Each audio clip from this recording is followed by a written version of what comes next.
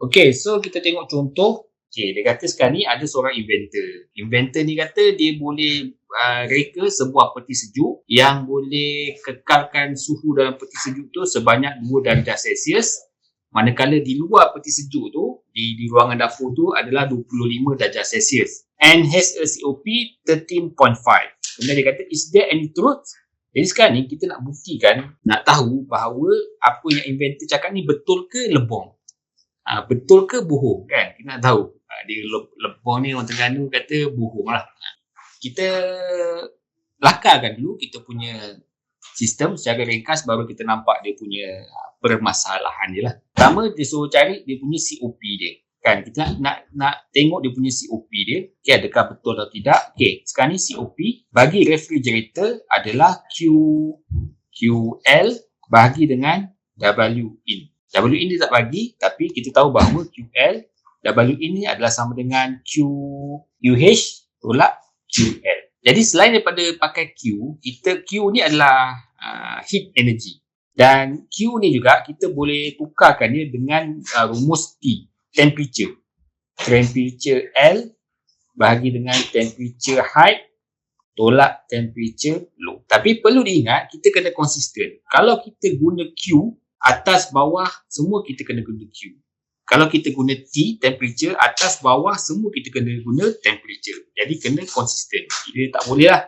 Atas ni kita pakai Q, bawah ni kita pakai T. Tak boleh lah. Dia tak ngam lah orang katakan. Salah dari segi dia punya matematik dia.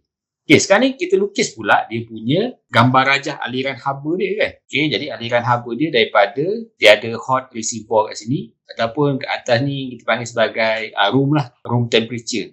Room temperature kawasan QH ataupun kawasan TH. Okay, ini room temperature dia. Kemudian kita ada kawasan refrigerator dia. Ini refrigerator dia. Okay, ini kawasan refrigerator.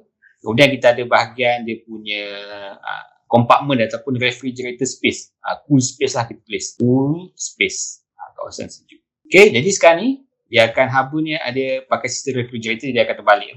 Ni ada work in. Jadi sekarang ni pada bahagian atas ni suhu dia, TH dia. Okay, yang atas ni adalah 25 degrees Celsius dan yang bawah ni adalah 2 degrees Celsius. So kita masukkan dalam rumus COP kita.